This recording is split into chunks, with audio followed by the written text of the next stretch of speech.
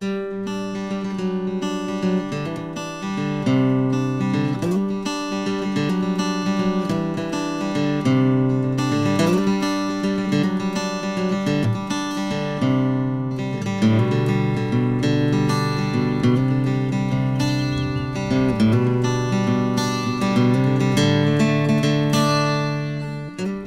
wanted to be a little bit playful with the way we interpret history and heritage within this town. We have acres and acres, miles and miles, so much information around history and about what the town means and about the way the town has come about and so on. And what we wanted to do is just to condense it to something that has both historical accuracy and integrity, but also artistic value as well.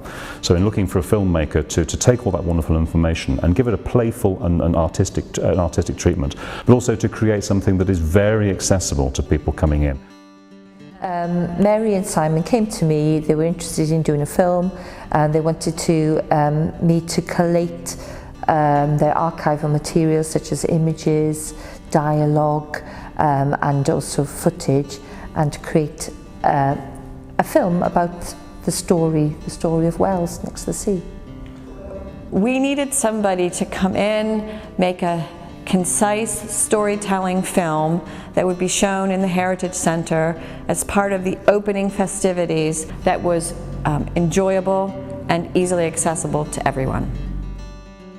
So I obviously got all the materials from Wells Maltings, but I wanted to find some materials of my own.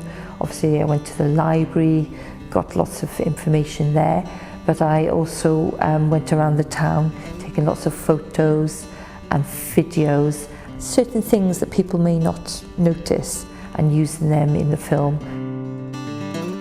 The research period is not only collating information, but it's starting to work out the narrative really.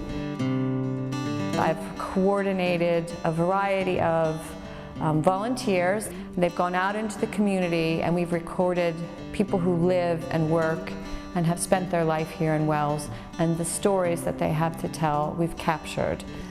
And we've fed that all into Tracy, and she's sifted it in a way that tells a story.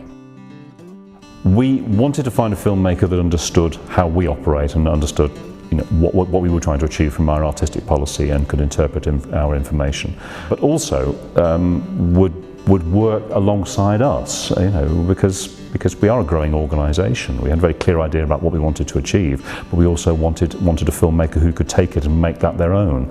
And in very early on, in early discussions with Tracy, it became very clear that we had to work with Tracy, and we had to do something together to create something that had great value for us and for Wells and all our visitors, and hopefully for Tracy herself. Well, so Tracy and I had sort of a discussion about how we wanted to approach it and bring different photographs into the narrative. And she came with her creative ideas, I came with my creative ideas. Simon sort of had the overarching brief, and the three of us together really worked seamlessly as a team. So I think that overall was a better outcome, and it's why the film is so engaging, is everybody brought their best to it. We hear from many people who come to see Tracy's film that not only do they enjoy it, but they actually learn something about the town that they're visiting as well, which means for us it achieved all of the things that we wanted it to achieve in the first place.